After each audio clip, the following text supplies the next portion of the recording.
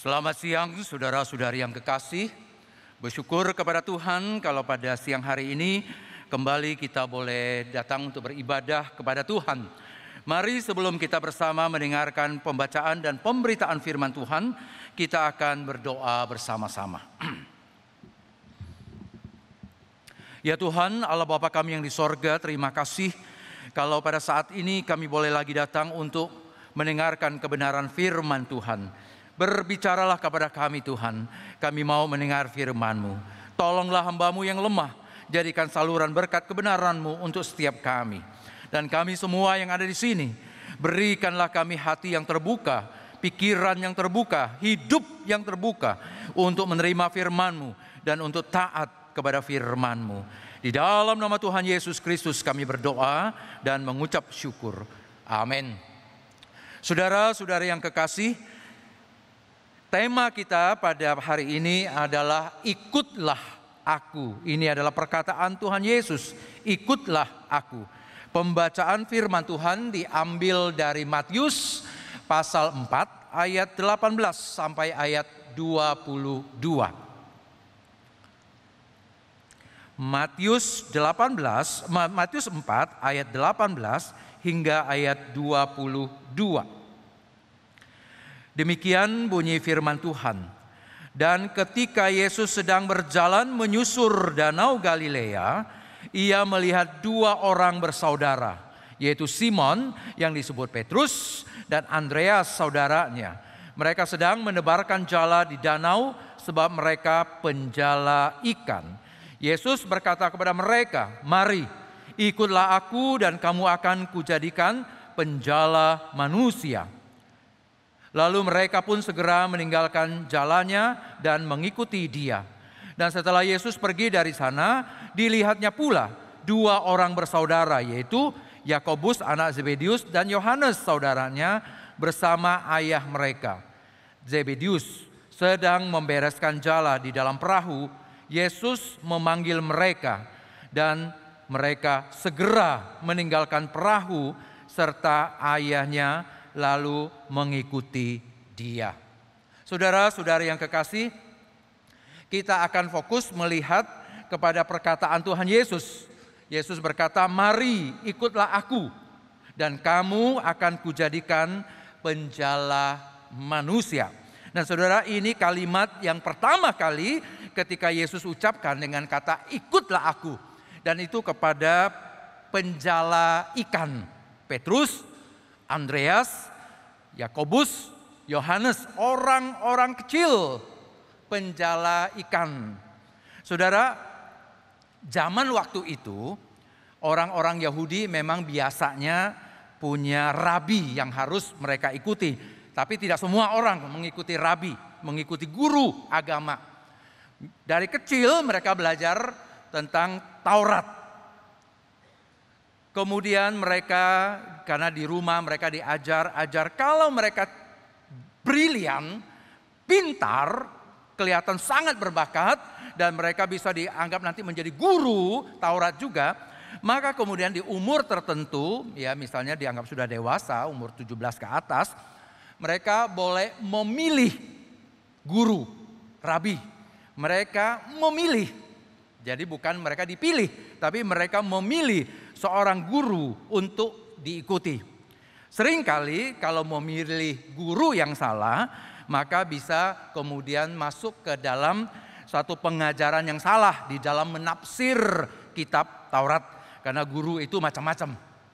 Tapi memang kalau mereka mau berkarir, dianggap brilian di dalam kehidupan, dalam pikiran, di dalam kecerdasan, maka mereka akan memilih gurunya atau rabinya. Jadi itu hal yang cukup lazim dilakukan oleh orang-orang Yahudi. Tetapi yang kita lihat di sini adalah Yesus yang memilih, rabi ini memilih dengan kata-kata yang sangat berotoritas. Ikutlah aku.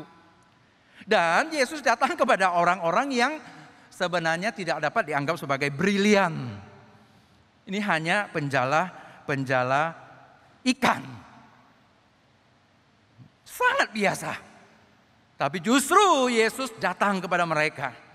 Dan kita tahu kemudian apa yang terjadi dengan orang-orang yang dianggap sangat biasa ini. Mereka lah yang kemudian betul-betul memutarbalikkan dunia. Karena mereka mau ikut Yesus. Saudara, perkataan Yesus ikutlah aku ini sebenarnya cukup sering Yesus panggil, Yesus suarakan kepada banyak orang. Panggilan Yesus untuk ikutlah aku ini cukup sering Yesus ungkapkan.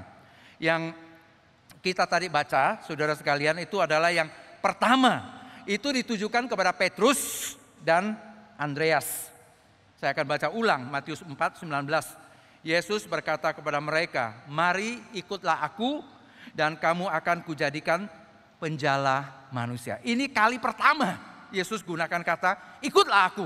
Dan itu ditujukan kepada Petrus. Tadi kita tahu bahwa ini adalah penjala ikan atau mereka yang bekerja di laut sebagai penangkap ikan. Orang-orang yang banyak di sekitaran Danau Galilea dan di sekitaran kehidupan orang-orang Yahudi. Saya tidak yakin banyak orang kenal Petrus sebelumnya. Atau Andreas atau Yakobus atau Yohanes. Tapi Yesus datang kepadanya dan kemudian sebut nama mereka, panggil mereka, ikutlah aku. Tapi kemudian kita juga melihat Yesus memanggil orang lain. Di dalam Matius juga, saudara, tertulis Matius 8:22, Yesus menggunakan kata yang sama. Diucapkan, dipanggilkan kepada seseorang yang di tengah jalan. Matius 8:22. Tetapi Yesus berkata kepadanya, ikutlah aku dan biarlah orang mati menguburkan orang mati. Ikutlah aku, kalimat yang sama. Dan biarlah orang-orang mati menguburkan orang-orang mati. Saudara, kita tahu respon dari orang yang di tengah jalan ini. Dia tidak ikut Yesus. Dia bilang dia mau tunggu dulu orang tuanya sampai mereka meninggal. Nanti baru mau ikut Yesus. Yesus panggil, ikutlah aku. Dia pergi dari Yesus. Siapa orang ini, saudara, kita tidak tahu. Saya hanya bisa tulis seseorang di tengah jalan. Tidak ada namanya. Apakah orang ini lebih bodoh, lebih bego dari Petrus? Enggak. Perbedaannya adalah Petrus, Andreas, Yohanes, Yakobus. Nama di mereka akhirnya terkenal sampai hari ini karena mereka merespon, ikutlah aku. Orang ini tidak kenal siapa namanya. Karena apa, saudara? Karena orang ini tidak respon untuk ikut Yesus, sehingga akhirnya tidak ada catatan apapun tentang dia. Petrus bukan orang hebat yang akan dicatat dalam sejarah. Dia hanya nelayan biasa. Kalau saja dia tidak ikut Yesus, namanya tidak akan pernah kali disebutkan oleh orang. Tapi sampai hari ini orang kenal dia. Dia begitu berkontribusi, begitu bersumbangsi, begitu berjasa bagi dunia ini. Hanya karena itu, saudara, perkataan kecil dari Yesus, ikutlah aku, dan dia ikut. Walaupun dia bukan orang sempurna. Jelas dia bukan orang-orang yang brilian, yang mencari guru. Tapi karena mau mengambil langkah ikut, dan Tuhan pakai dia secara luar biasa. Orang ini siapa? Kita tidak tahu. Berikutnya, saudara, adalah panggilan untuk seseorang lain. Matius 9 ayat 9, panggilan ikutlah aku untuk Lewi, atau nama lainnya Matius. Kita kenal sekali orang ini sebagai pemungut cukai. Setelah Yesus pergi dari situ, ia melihat seorang yang bernama Matius duduk di rumah cukai. Lalu ia berkata kepadanya, ikutlah aku. Maka berdirilah Matius lalu mengikut dia. Kalau tadi nelayan, orang-orang biasa juga. Tapi ya pekerjaannya pekerjaan halal, kata orang. Matius, Lewi, kerja. Ini juga pekerjaan biasa yang cukup lazim, tapi dianggap pekerjaan yang agak haram begitu ya, tidak begitu disukai oleh orang-orang Yahudi. Yesus datang. Yesus datang kepada dia untuk memanggil, ikutlah aku. Dan kita tahu Matius kemudian langsung merespon juga untuk ikut Yesus. Maka berdirilah Matius lalu mengikut Yesus. Dan kita tahu, saudara, Matius ini kemudian kita kenal sebagai Rasul Matius, penulis kitab Injil Matius. Mari saudara kita lihat panggilan Yesus berikutnya. Matius 19:21. kepada seorang muda yang kaya. Kalau kita baca cerita itu kita tahu dia bukan hanya muda, bukan hanya kaya, dia pemimpin masyarakat, pemimpin agama, pemimpin yang dihormati dan masih muda dan kaya lagi. Saudara, ini luar biasa orang ini betul-betul brilian. Kata Yesus kepadanya, "Jikalau engkau hendak sempurna, pergilah, jualah segala milikmu dan berikanlah itu kepada orang-orang miskin, maka engkau akan beroleh harta di surga. Kemudian datanglah kemari dan ikutlah aku." Ikutlah aku, kata Yesus. Saudara tentu tahu respon dari orang ini. Siapa namanya kita juga nggak tahu. Kenapa? Karena responnya itu dia pergi dari Yesus. Yesus bilang, "Come to me, follow me." Dia go away. Dia pergi dari Yesus. Matius tadinya duduk, dia berdiri ikut Yesus. Petrus teman-temannya dikatakan juga segera ikut Yesus. Orang muda ini, pemimpin ini, orang yang kaya ini, sebenarnya ada niat mau cari Yesus. Dia berlari-lari kepada Yesus, bertanya apa yang harus dia lakukan untuk mendapat hidup kekal, seperti dia sedang ingin mencari rabi. Tapi ketika Yesus bilang follow me, dia justru go away dari Yesus. Bahkan dikatakan dia pergi dengan hati yang sedih karena hartanya banyak. Dia kayaknya nggak rela meninggalkan hartanya yang banyak. Dan lantas kemudian kita tidak lagi pernah tahu orang ini siapa. Namanya siapa, kontribusinya apa pada dunia kita tidak tahu. Tapi Petrus, Andreas, Matius, wah saudara kita kenal. Padahal mereka jauh lebih tidak brilian daripada orang muda yang kaya ini. Tetapi karena salah berespon terhadap apa yang Yesus katakan kepada mereka. Yang benar responnya dipakai luar biasa oleh Tuhan menjadi berkat seluruh dunia. Yang tidak memberikan respon justru kemudian dilupakan oleh sejarah. Berikutnya saudara kita melihat ada panggilan lain ya, kata yang Yesus gunakan. Ini ditujukan kepada Filipus. Yohanes 1:43. Pada keesokan harinya Yesus memutuskan untuk berangkat ke Galilea. Ia bertemu dengan Filipus dan berkata kepadanya, "Ikutlah aku." Dan kemudian Filipus ikut Yesus. Dan kita kenal kemudian dia adalah rasul di antara 12 rasul Yesus Kristus. Kita kenal namanya. Jadi saudara, di sini ada Petrus, di sini ada Matius, di sini ada Filipus. Tapi seorang di tengah jalan itu siapa kita tidak tahu. Orang muda yang kaya itu siapa kita tidak tahu. Saudara, mari kita coba lihat diri kita yang mungkin memang tidak berarti, kecil, tidak bermakna. Tetapi kalau kita mau persembahkan kepada Tuhan, Tuhan bisa pakai luar biasa. Mungkin betul tidak setenar terkenal seperti Petrus, seperti halnya Filipus tidak sangat seterkenal seperti Petrus. Tidak tulis kitab Injil seperti Matius, tetapi tetap di dalam kerajaan Allah, orang-orang yang merespon terhadap Kristus ini dianggap orang-orang yang betul-betul berkontribusi bagi dunia ini, yang bisa menjadi berkat bagi dunia ini. Saudara sekalian, Yesus masih ada mengucapkan beberapa kali lagi kata ikutlah aku. 2 kali terakhir Yesus ucapkan itu adalah kepada Petrus. Yohanes 21 ayat 19. Dan hal ini dikatakannya untuk menyatakan bagaimana Petrus akan mati dan memuliakan Allah. Sesudah mengatakan demikian, ia berkata kepada Petrus, "Ikutlah aku." Nah, saudara, kita lihat ya, ini Yohanes 21. Artinya udah di ujung dari kitab Injil. Ini adalah perkataan Yesus setelah dia bangkit. Artinya apa saudara? Di awal pelayanannya, di akhir pelayanannya, Yesus memanggil Petrus, "Ikutlah aku." Bahkan kalimat yang kurang lebih sama diulang lagi di pasal 21 ayat 22. Jawab Yesus, "Jikalau aku menghendaki supaya ia tinggal sampai aku datang, itu bukan urusanmu. Tetapi engkau, Petrus, ikutlah aku." Saudara sekalian, dari awal sampai akhir pelayanan Yesus di bumi, dia berkata kepada Petrus, "Ikutlah aku." Dia katakan hal yang sama kepada kita saudara.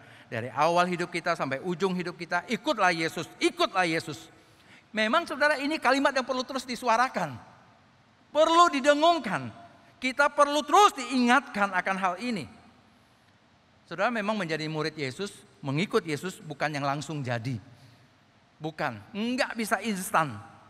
Perlu diingatkan, disuarakan terus menerus. Makanya kalau kita di gereja, kita akan sering sekali mendengar perkataan mengenai menjadi murid Yesus. Ikut Yesus, taat kepada Yesus. Untuk bahkan ikut dalam kelompok-kelompok pemuridan. Karena memang untuk menjadi murid Yesus bukan sekali jadi, perlu terus disuarakan.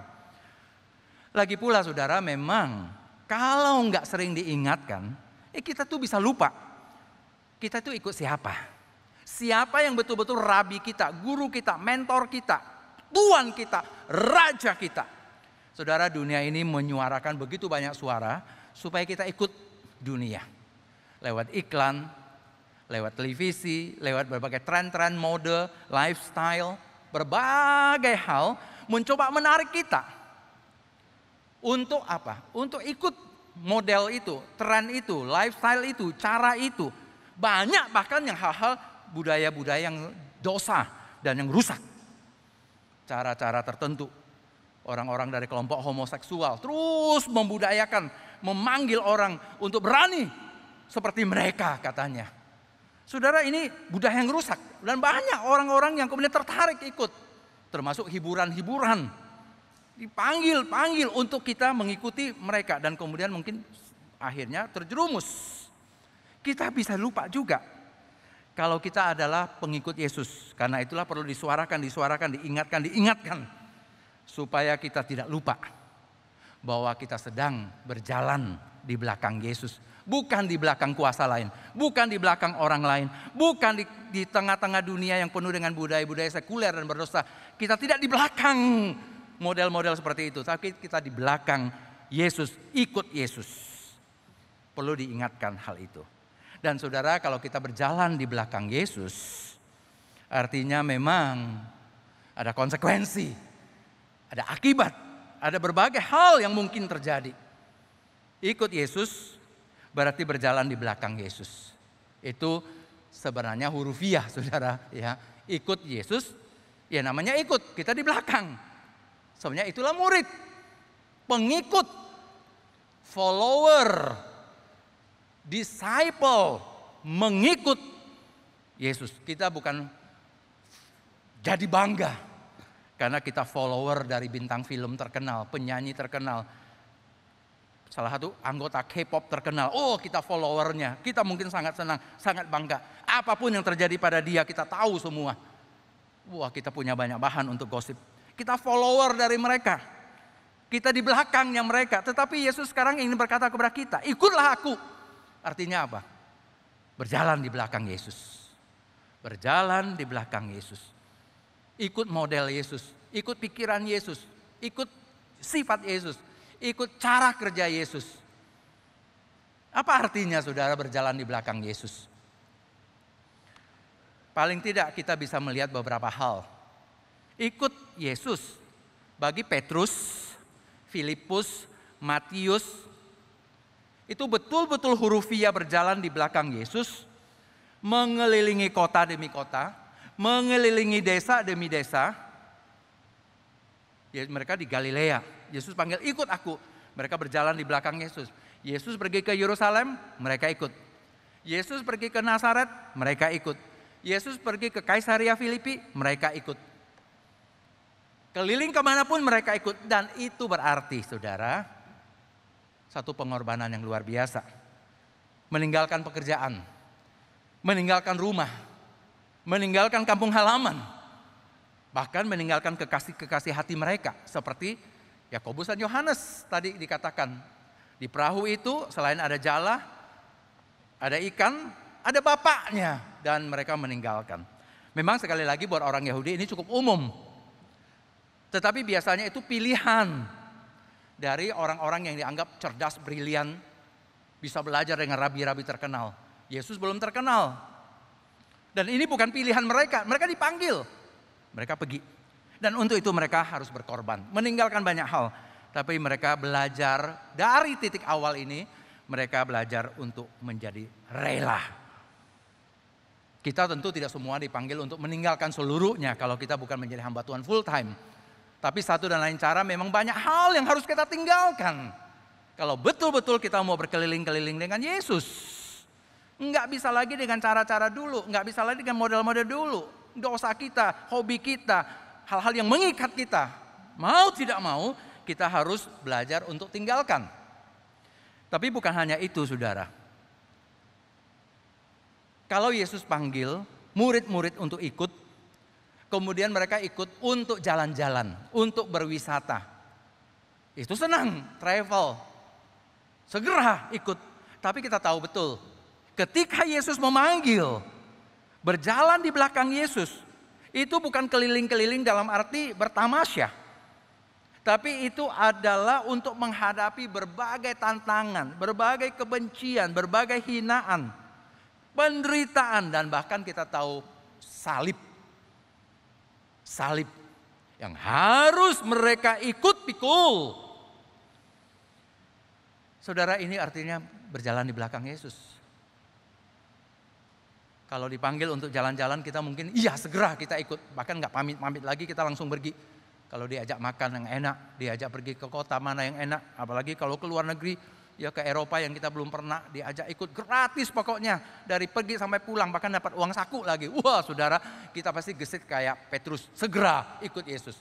Tapi ini enggak, ikut Yesus, berjalan di belakang Yesus, menghadapi tantangan, kebencian, hinaan, penderitaan, bahkan salib. Dan seringkali ini menjadi kesulitan.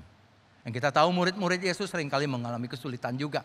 Walaupun mereka gagah mau ikut, tapi seringkali menjadi lemah. Kemudian mereka pernah juga gagal seperti halnya Petrus, bukan? Kita tahu sekali akan ceritanya dia. Tapi itulah saudara bagian dari perjuangan, proses, pergumulan untuk ikut Yesus. Berjalan di belakang Yesus, menghadapi tantangan, kesulitan, hinaan, penderitaan, bahkan salib Yesus Kristus. Saudara, ikut Yesus bagi Petrus dan murid-muridnya yang orang Yahudi, sebenarnya itu juga adalah suatu hal yang sangat drastis. Berjalan di belakang Yesus berarti itu meninggalkan wilayah, identitas, budaya mereka yang eksklusif sebagai orang Yahudi.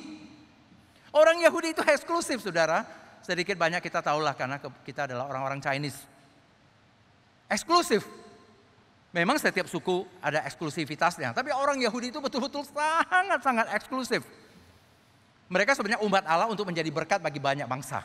Tapi mereka kemudian menjadi satu kelompok yang hanya menyukai diri sendiri saja.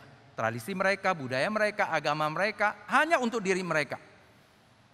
Ya, kira-kira kalau kita lihat kelompok-kelompok orang yang eksklusif seperti ini, yang tidak pernah memikirkan orang lain. Ya, mungkin kurang lebih kayak kelompok-kelompok, ya kita orang Tionghoa mungkin salah satu termasuknya, atau kelompok-kelompok yang tertentu, misalnya zaman dulu orang kulit putih tidak mau orang kulit hitam menjadi bagian dalam kehidupan mereka.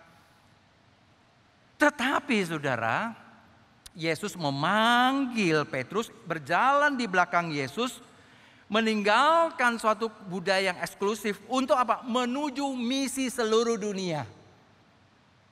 Makanya dengan penjala ikan.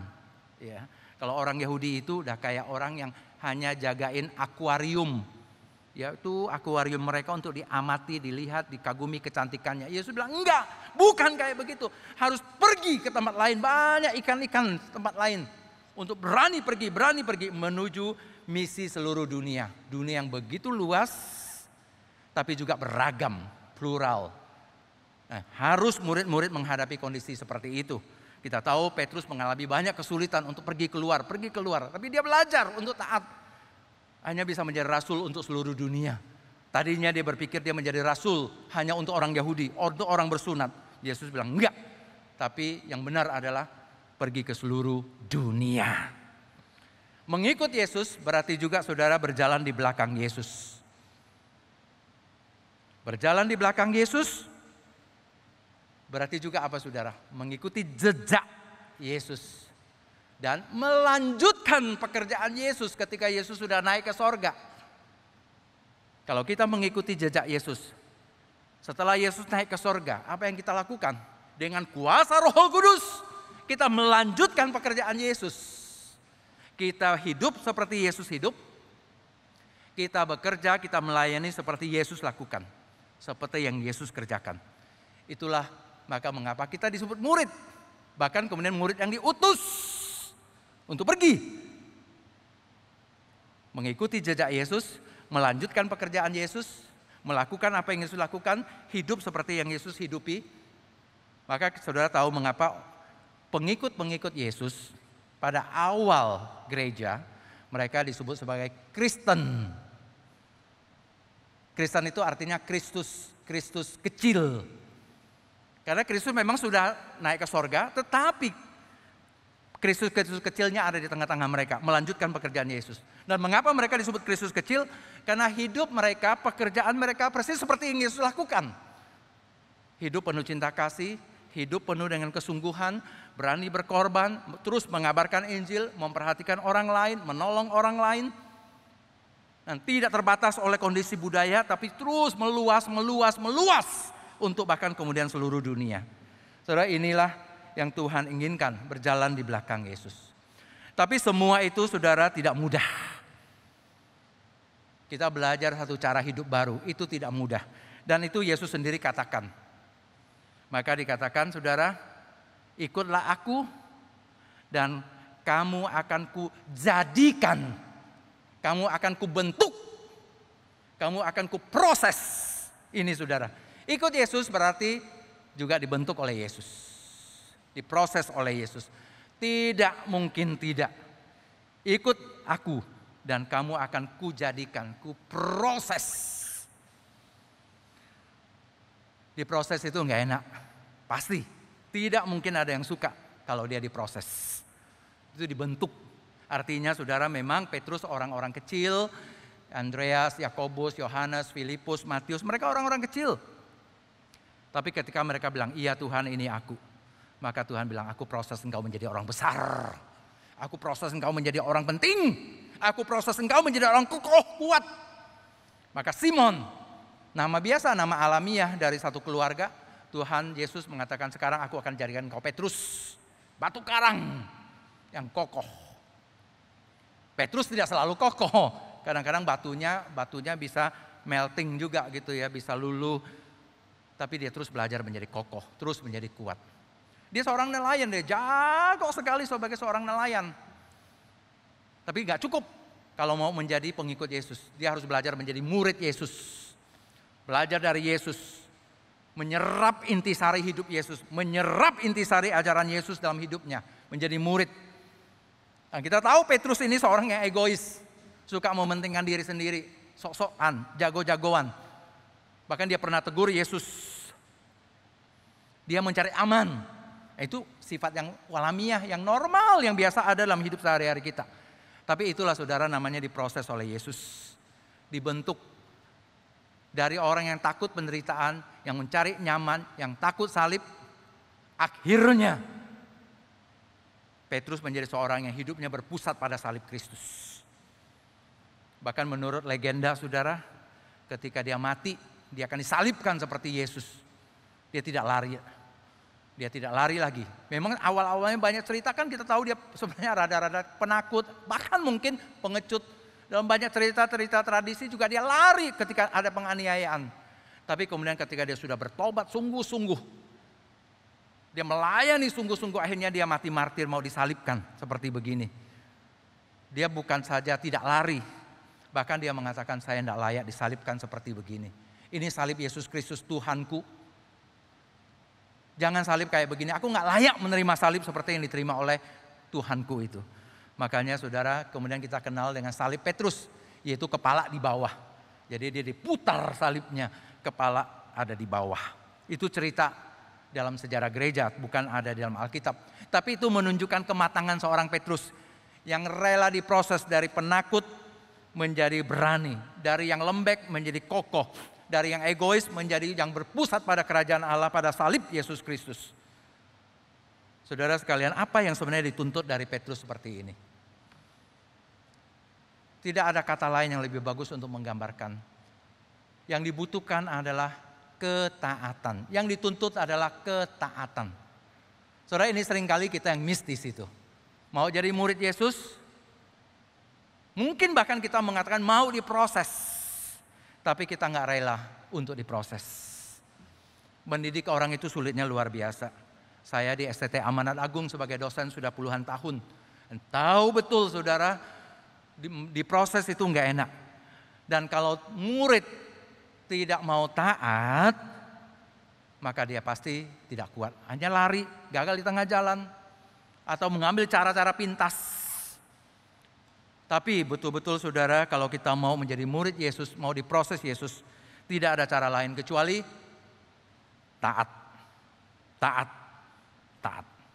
Yesus pernah berkata kepada Petrus begini, Yohanes 21, 18, 19. Aku berkata kepadamu, sesungguhnya ketika engkau masih muda, engkau mengikat pinggangmu sendiri, dan engkau berjalan kemana saja kau kehendaki. Tetapi jikalau engkau sudah menjadi tua, engkau akan mengulurkan tanganmu, dan orang lain akan mengikat engkau, dan membawa engkau ke tempat yang tidak kau kehendaki. Inilah ketaatan saudara yang diajarkan Yesus kepada Petrus. Yesus berkata kepada Petrus, kalau kamu masih muda, kamu mungkin masih ingat ketika engkau muda, wah kamu merasa bebas. Kamu bebas. Kamu mau pakaian apapun, mau ikat pinggang kayak gimana pun juga, mau pakai topi apapun, mau cat rambut kayak warna apapun, mau berjalan kemanapun, kamu merasa bebas menentukan diri sendiri. Kamu merasa seperti orang yang betul-betul punya hak untuk hidup di semua daerah, semua tempat, semua jalan, kamu berhak untuk mengambilnya. Tapi itu bukan cara menjadi murid Kristus. Ketika engkau menjadi murid Kristus, engkau mau dibentuk dan diproses. Seperti apa? Yesus mengatakan seperti seorang tua. Kalau udah tua, badan sudah nggak kuat, akhirnya apa? Mengulurkan tangan. Orang lain yang menuntun, memimpin kemana yang orang itu mau, bukan yang kamu mau, karena kamu udah nggak berdaya. Kita tahu banyak yang kayak begitu kan, ya saudara. Kalau ada orang duduk di kursi roda, dia jalan-jalan di mall, ya anaknya mendorong dia. Anaknya mau masuk ke toko sepatu, ya dia kan ikut masuk. Bukan karena dia mau, anaknya yang mau. Nanti ke toko baju, ya anaknya mau ke toko baju, ya dia ikut. Yesus bilang harusnya punya ketaatan kayak begitu. Sepertinya apa? Petrus mengulurkan tangan, Yesus ikat. Dengan kasih Yesus, dengan panggilan Yesus, dengan kata ikutlah aku. Dan kemudian dia akan diutus. Bahkan mungkin ke tempat yang dia nggak suka, mengalami kondisi yang dia nggak suka. Tapi engkau harus belajar taat, belajar pikul salib, belajar dari situ menjadi dewasa. Kalau selalu mau yang nyaman, mau yang enak, mau nyaman, mau enak, nggak mungkin. Kemudian engkau bisa menjadi murid Yesus. Belajar hati yang taat. Nah, akan berhasil kalau kita mau taat. Termasuk hari-hari seperti ini, sulit sekali saudara menjadi orang Kristen, sulit sekali menjadi seorang murid, sulit beribadah di rumah. Karena nggak ada, kalau di gereja mungkin kita masih bisa ya pakaian rapi, kita duduk dengan tenang, tidak banyak goyang kiri, goyang kanan. Tapi kalau di rumah kita merasa bebas, sulit untuk konsentrasi dengar khotbah. Kita mungkin berdoa, membaca Alkitab pun menjadi kurang. Apalagi kalau kita harus mengabarkan Injil, kita harus menghibur orang, menguatkan orang, kita juga mengalami berbagai kesulitan. Tapi marilah kita belajar untuk taat. Apa yang bisa kita lakukan, kita mulai lakukan untuk bisa melatih diri kita menjadi lebih taat lagi. Kenapa saudara kita perlu diproses? Karena ikut Yesus itu berarti harus menghasilkan buah, hidup yang berbuah. Maka Yesus mengatakan kepada Petrus, kepada murid-muridnya, ikutlah aku, maka kamu akan kujadikan, kamu akan kuproses, kamu akan dibentuk untuk menjadi penjala manusia. Petrus sadar betul itu adalah soal hidup yang produktif, hidup yang berbuah. Dia bekerja sebagai nelayan, penjala ikan. Untuk apa? Menghasilkan sesuatu. Menghasilkan ikan untuk dia makan, untuk keluarganya makan, bahkan untuk dijual di pasar, menghasilkan uang. Dan banyak hal-hal yang bisa dilakukan dengan hasil tangkapan dari laut. Dan itu jelas hidup yang produktif. Mereka bukan orang yang malas. Hidup mereka produktif. penjala ikan. Tetapi Yesus ingin mengatakan kepada mereka, oke, itu bagus. Tapi penjala ikan itu adalah satu pekerjaan, memang produktif, tapi hanya pekerjaan untuk bisa hidup. Nah, Yesus ingin orang ini menjadi produktif lebih dalam lagi. Penjala manusia. Bukan lagi pekerjaan untuk supaya bisa hidup. Tapi ini adalah hidupmu sendiri bisa memberi hidup kepada orang lain. Hidupmu engkau serahkan kepada Yesus, bisa memberi kehidupan kepada orang lain. Bukan lagi sekedar kita bisa memberi makan ikan kepada anak kita, tapi memberi hidup kepada orang tersebut, kepada anak kita. Bukan hanya bahwa kita bisa menjual ikan di pasar, tapi hidupmu bisa menularkan kehidupan untuk orang lain. Itu hidup yang produktif, hidup yang berbuah. Dan Yesus mau itu. Yesus berkali-kali mengambil berbagai perumpamaan dan contoh. Pohon anggur yang berbuah perlu dibersihkan, carang-carangnya dibersihkan. Itu diproses, dibentuk. Supaya produktif. Ini yang Tuhan Yesus inginkan. Dan bagusnya adalah ketika Yesus menggunakan istilah ini, penjala manusia. Yesus tidak mau bikin transisi yang terlalu enggak dipahami oleh Petrus. Tapi tetap radikal. Saudara perhatikan, penjala ikan itu hal yang sangat familiar buat Petrus. Sangat akrab, sangat familiar buat Petrus menjala ikan. Nah, Yesus kemudian menggunakan konsep menjala itu, mengatakan kamu akan ku transfer menjadi penjala manusia. Hal yang sangat biasa, sangat akrab, sangat familiar buat Petrus, ditransfer dengan satu konsep yang sangat radikal, penjala manusia. Yesus tidak mengatakan, kamu penjala ikan sekarang nanti jadi pendeta. Kamu jadi penjala ikan nanti menjadi filsuf, menjadi teolog. Kayaknya loncat aja jauh kan. Petrus diajak untuk melihat lebih tinggi dari hal yang natural, yang alamiahnya dia. Sebagai yang penjala ikan, dia menangkap ikan. Sekarang Yesus mengatakan, tingkatkan, upgrade. Apa itu? Melihat hidup dengan lebih substansial. Yang lebih hakiki. Silakan menghasilkan ikan, karena butuh makan, butuh minum. Silakan menghasilkan ikan, tapi jangan hanya ikan yang kamu hasilkan, yang kamu produksi di dalam hidupmu. Tapi apa? Manusia. Kehidupan baru.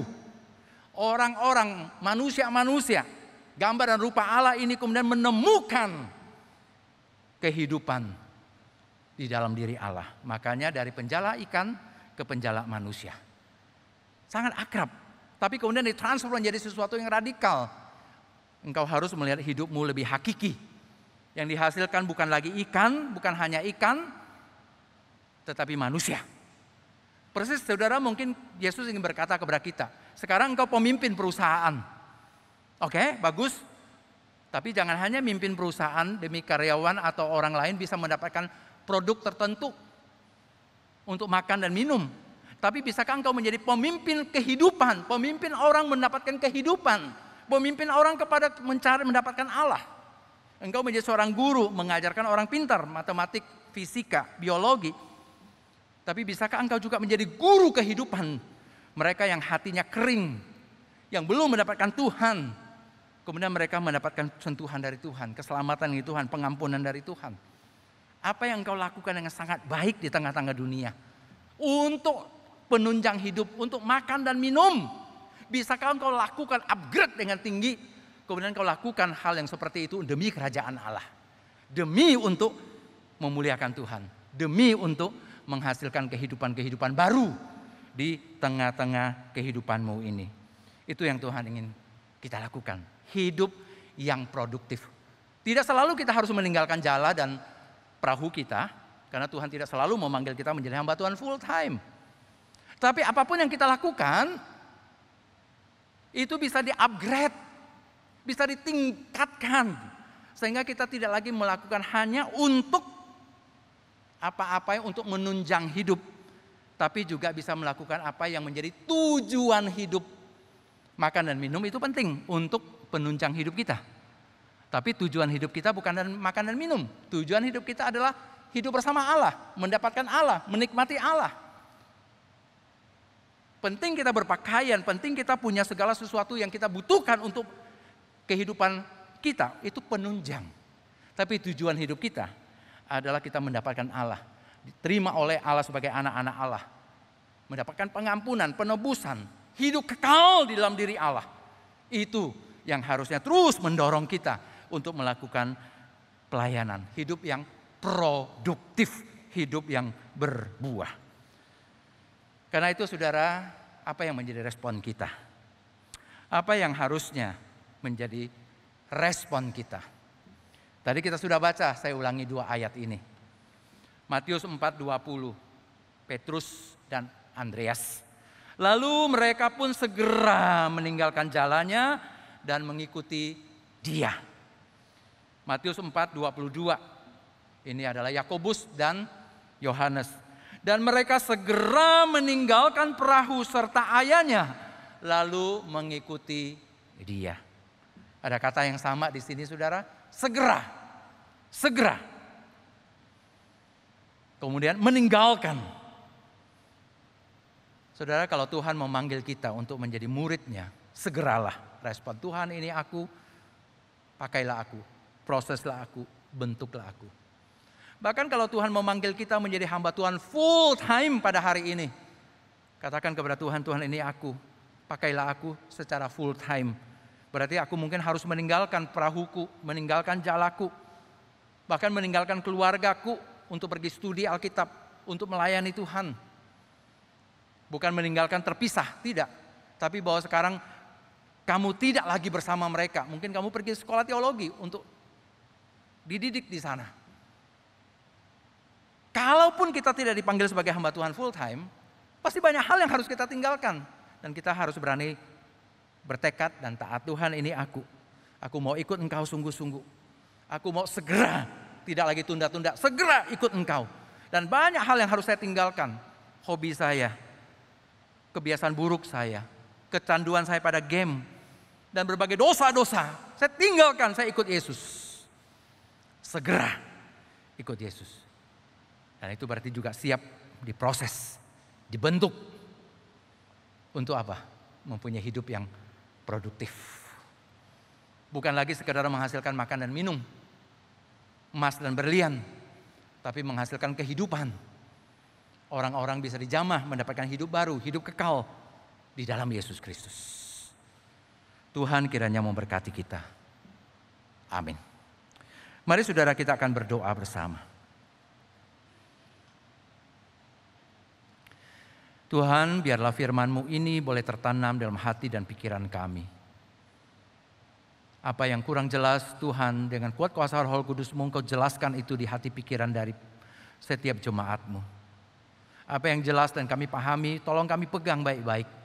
Tolong kami simpan baik-baik. Bahkan lebih dari itu, tolong kami taati Tuhan, kami taati. Tolong kami juga berani merespon, Tuhan, ini aku. Bentuklah aku, utuslah aku. Tuhan, ini aku dimanapun kehidupanku. Tuhan, aku bersedia melayani Engkau sungguh-sungguh. Bahkan mungkin sebagai hamba Tuhan full time, mengikuti Tuhan, mengelilingi desa dan kota, meninggalkan keluarga kampung halaman. Kami ikut Engkau. Atau Tuhan, Engkau memanggil kami sebagai murid yang memang tidak harus meninggalkan pekerjaan kami. Tapi disitulah pekerjaan yang tadinya produktif untuk kehidupan dunia saat ini, tapi bisa menjadi satu kehidupan yang produktif untuk hidup yang kekal. Bukan hanya menjamah orang sehingga mereka menjadi sejahtera, tapi lebih dari itu menjamah orang dan mereka mendapatkan hidup yang kekal.